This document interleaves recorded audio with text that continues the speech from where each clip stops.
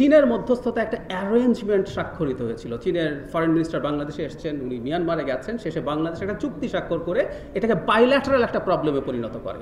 In fact globally যখনই তাদের উপরে চাপ অনেক বাড়ছিল, তখন মিয়ানমার বারবার বলতো যে আমরা বাংলাদেশের সাথে বাইল্যাটারালি সমস্যাটার সমাধান করছি। সো এই ধরনের ইটস মাই আর্গুমেন্ট। একটা ফান আছে যে উনি নোবেল পাওয়ার জন্য রেদারেদেরকে ঢুকতে দিয়েছেন, কিন্তু আমি মনে করি তিনি আসলে পরাশক্তির সাথে এক ধরনের আন্ডারস্ট্যান্ডিং, চায়নার সাথে এক ধরনের আন্ডারস্ট্যান্ডিং ছিল রোহিঙ্গাকে অ্যাকসেপ্ট করা এবং থাকতে দেওয়া। না হয় ওই সোকল্ড অ্যারেঞ্জমেন্ট 18 সালের নির্বাচনের ঠিক আগে কোনো প্রয়োজন ছিল বলে মনে হয় না। সাথে আমরা যদি যোগ করি 18 সালের নির্বাচনের পর রীতিমতো চায়না থেকে দূত এসে সোনার নৌকা দিয়ে শেখ হাসিনাকে অভিনন্দন জানিয়েছিলেন। সো এগুলোর সাথে আমি মনে করি যে শেখ হাসিনাকে খুব ইজিলি ছাড় দেন স্কোপ নেই।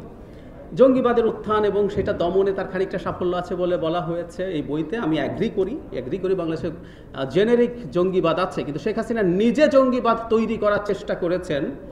আমাদের মনে আছে না, একজন আইজিপির একটা বইতে তিনি লিখেছেন নিজে, শেখ হাসিনা একদিন তাকে বলছে একটা জায়গায় জঙ্গি হত্যা হয়েছে সোবানবাগ বা কোথাও, যে নাটকটা আমার এত বাসার পাশে করেছে, এটা আইজিপি নিজে লিখছেন।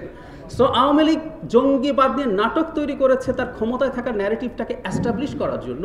গ্লোবালি সে বলার চেষ্টা করেছে। আমি একটু বলি, 24 সালের ইলেকশনের আগে যখন প্রচুর কথাবার্তা হচ্ছে, আমেরিকা স্যাংশন দিচ্ছে, তখন ইন্ডিয়াতে কিছু কিছু মানুষের ন্যারেটিভ এরকম ছিল, আমি নামই বলে ফেলি, শ্রীরাধা দত্ত, অনেকে তো আছে যাদের হাই কমিশনাররা যারা ছিলেন তারা মোটামুটি পেইড আওয়ামী লীগের মতো কথা বলেছেন, বাট শ্রীরাধা দত্তের যেহেতু এক ধরনের একাডেমিক হিসাবে পরিচিতি আছে, আমি তার বর্ণনায় খেয়াল করতাম। উনি বলতেন যে শেখ হাসিনা ভোট চুরি করে, Sheikh Hasina corrupt, human rights violate করে, কিন্তু শেখ হাসিনাকে ক্ষমতায় রাখতে হবে, because if she is not in power বাংলাদেশে জঙ্গিবাদ সব দখল করে ফেলবে। এবং খেয়াল করবো আমরা 5 আগস্টের পর ঠিক এই ন্যারেটিভটাই ভারত আসলে এস্টাবলিশ করার চেষ্টা করেছে, তাহারির করে, ও এটা করে, জঙ্গিরা সব ক্ষমতা দখল করে ফেলেছে ইত্যাদি ইত্যাদি।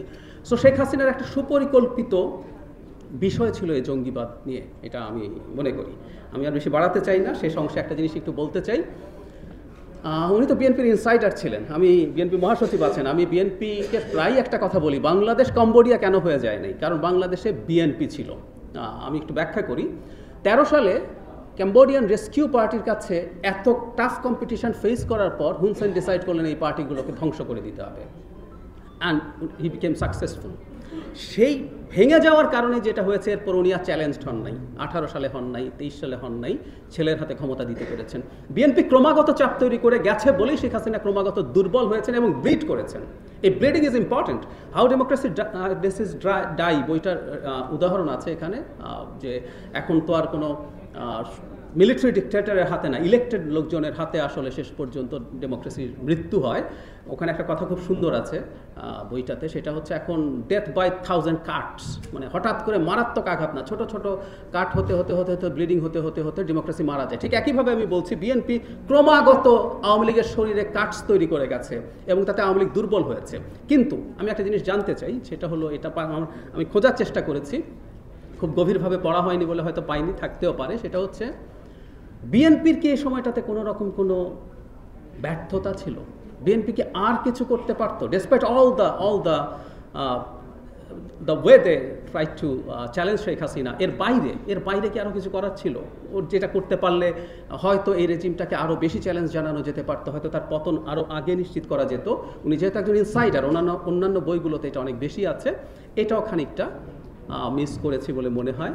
তারপরও ইটস অ্যান এক্সেলেন্ট বুক, এটা একটা চমৎকার ডকুমেন্ট এবং প্রচুর ডেটা আছে, উইচ ইজ ভেরি ইম্পর্ট্যান্ট। এখানে সাবজেক্টিভ অপিনিয়নের চাইতে ডেটার পরিমাণ অনেক বেশি, এটা কাজে লাগবে।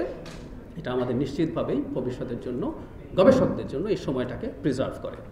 শেষ করবো একটা অফ টপিক দিয়ে, সেটা হচ্ছে আমাকে কেউ আমার হোম ডিস্ট্রিক্ট জিজ্ঞেস করলে আমি রাঙামাটি মনে হয়, কারণ আমার বাবার চাকরি সূত্রে আমার জন্ম, বেড়ে ওঠা হচ্ছে রাঙামাটি জেলায়। কিন্তু কোথাও কোনো কীর্তিমান নোয়াখালীরা দেখলে আমার বলতে ইচ্ছা করে আমি নোয়াখালী। ইনফ্যাক্ট আমার বাড়িতে বাড়ি নোয়াখালী, উনি কোম্পানিগঞ্জের, আমি বেগমগঞ্জের, আমার বাবা মায়ের বাড়ি নোয়াখালী।